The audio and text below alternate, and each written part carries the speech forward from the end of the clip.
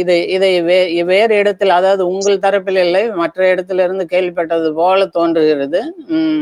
அதாவது அதாவது கார்த்திக் பிள்ளையினுடைய ஷோவில் வந்து இருந்து என்ன தெரிகிறது என்றால், ஏதோ ஹார்ட் டிஸ்க் எல்லாம் காணாமல் போய்விட்டது என்கிற மாதிரி கார்த்திக் பிள்ளையே பேசியிருக்கிறார்.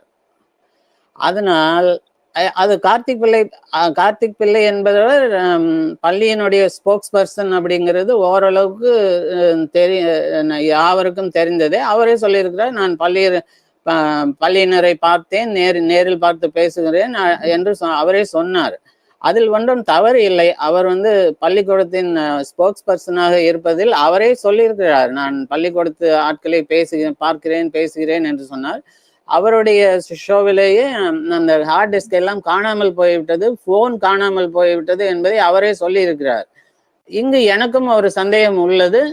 இவர்களே அதையெல்லாம் எழுத்து கொண்டு போய் ஒளித்து வைத்து விட்டோ அல்லது எரித்து விட்டோ இதெல்லாம் காணாமல் போய்விட்டது என்று சொல்லியிருக்க ஒரு சந்தேகத்திற்கு இடம் உண்டு.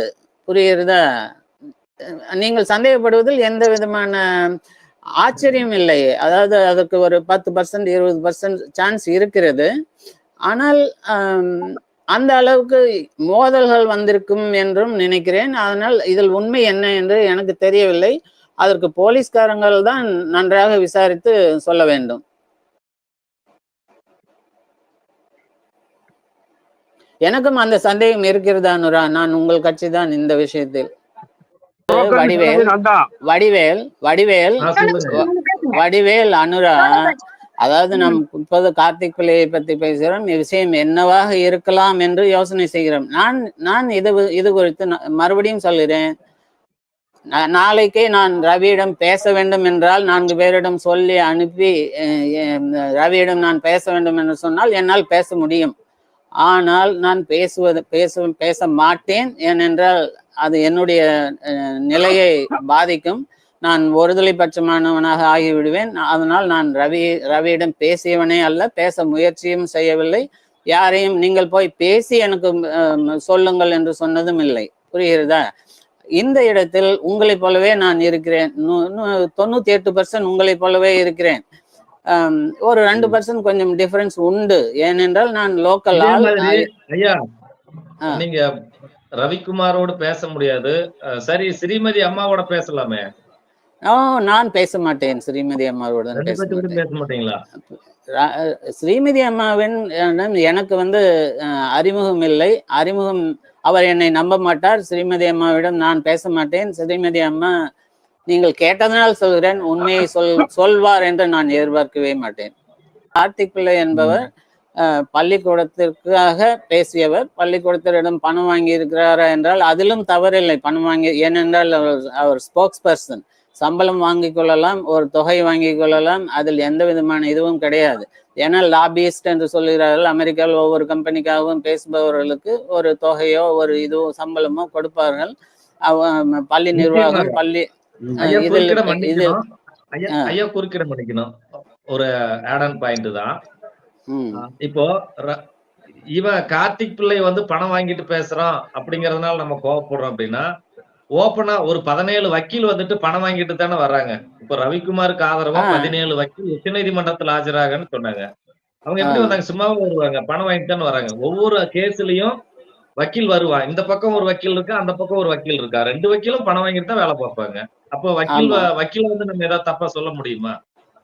ஆனால் இதில் இன்னொரு சிறிய குழப்பம் அல்லது ஒரு சந்தேகம் உண்டாகிறது. என்னவென்றால், கார்த்திக் பிள்ளைக்கு சிபிசிஐடி என்ன செய்ய போகிறார்கள், எந்த நேரத்தில் செய்ய போகிறார்கள் என்பது முன்கூட்டியே தெரிகிறது அல்லவா?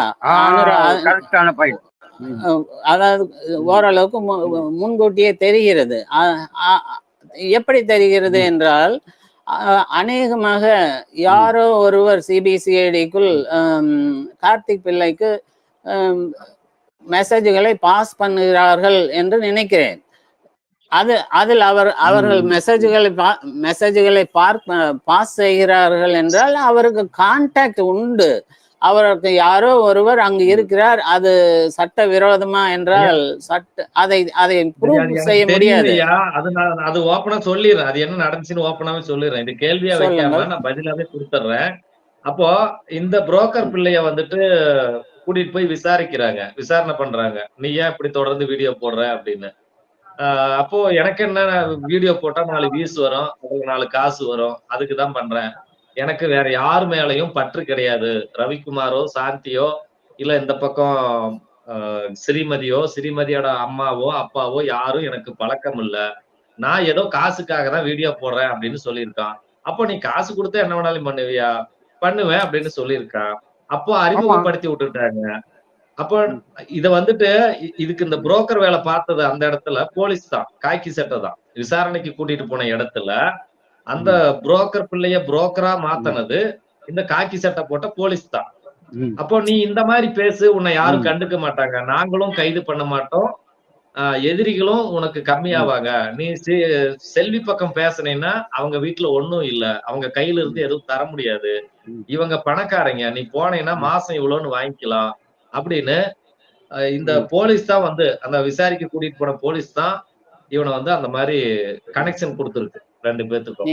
நீங்கள் போலீஸ் என்று சொன்னால் இதுதான் என்னுடைய சோர்ஸ், என்னுடைய ஆய்வு, இந்த முடிவு அவ்வளவுதான். இவ்வளவுதான், வேற யாரும் இல்ல. இப்போ ரவிக்குமாருக்கு ஆதரவா பேசுறதுக்கு ஏற்கனவே கார்த்திக் பிள்ளைங்கிறவன், அந்த எங்க பாஷையில புரோக்கர் பிள்ளை, அந்த புரோக்கர் பிள்ளைங்கிறவன் ஆரம்பத்துல ரவிக்குமாருக்கு எதிராதான் பேசிக்கிட்டு இருந்தான். திடீர்னு எப்படி மாறுனா அப்படின்னா மாத்துனது போலீஸ். அவ்வளவுதான் என்னுடைய கருத்து. இருக்கலாம் இருக்கலாம். இப்போது சொல்கிறேன், நான் என்னுடைய கருத்தை சொல்கிறேன். அதாவது எப்படி சொல்வது, நீங்கள் காக்கி சட்டை என்று சொல்லும் பொழுது சின்னசேலம் போலீஸ்காரர்களை சொல்கிறீர்களா, சிபிசிஐடியை சொல்கிறீர்களா, அல்லது இருவரையும் சேர்த்தே சொல்கிறீர்களா? இதுல பாத்தீங்கன்னா டிஜிபி, அதாவது சிபிசிஐடியை சொல்கிறீர்கள். நீங்கள் சொல்வது என்னவென்றால் சிபிசிஐடியை சொல்கிறீர்கள். சிபிசிஐடி தானே அங்க எல்லாத்தையும் ஓகே ஓகே. இதற்கு வந்து இதற்கு சான்ஸ் இருக்கிறது இல்லை என்றெல்லாம் யாராலும் சொல்ல முடியாது. ஐயா, இது கூட இன்னொரு பாயிண்ட் சொல்லிடுறேன். இப்போ இந்த கலவர வழக்க விசாரிக்கிற ஒரு டீம் இருக்கு பாத்தீங்களா, எஸ்ஐடி டீம். இந்த சிபிசிஐடி போட்ட ஒரு தவறான சார்ஜ் ஷீட்னால, இவங்க கொடுத்த ஒரு தவறான குற்றப்பத்திரிகையினால அந்த எஸ்ஐடி குழு பண்ணிட்டு இருக்காங்களே அந்த கலவர வழக்கு, அதையும் இது பாதிக்குதோ, இதோட தாக்கம் அதுலயும் இருக்குமோ அப்படின்னு ஒரு பயமா இருக்கு. அதனால அதோட சார்ஜ் ஷீட் வர்றதுக்கு லேட் ஆகுது. புரியுதுங்களா? இந்த கேஸ் அதாவது இதுல வந்துட்டு ஒரு வேலை பார்த்திருக்காங்களா, தப்போ ரைட்டோ, அவங்களுக்கு விருப்பம் போல ஏதோ ஒரு விஷயத்த அவங்க மறைச்சிருக்கலாம், இல்ல அழிச்சிருக்கலாம். இதோட தாக்கம் அந்த கலவர வழக்குலயும் இருக்கும் அப்படின்னு சொல்ல வரேன். இருந்தாக வேண்டும்.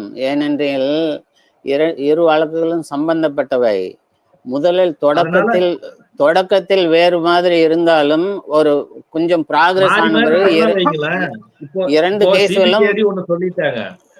சிபிசிஐடி ஒரு விஷயத்த சொல்லிட்டாங்க. இதே மாதிரி எஸ்ஐடி குழு சொல்லணும். அதாவது அந்த கலவர வழக்கு விசாரிக்கிறவங்க சொல்லணும். அவங்க வேற மாதிரி சொல்லி, இவங்க வேற மாதிரி சொல்லி, கடைசியில காக்கி சட்டையும் கட்டி குடிச்சுக்கிட்டு அது சிவப்பு சட்டையா மாறி போயிடும்.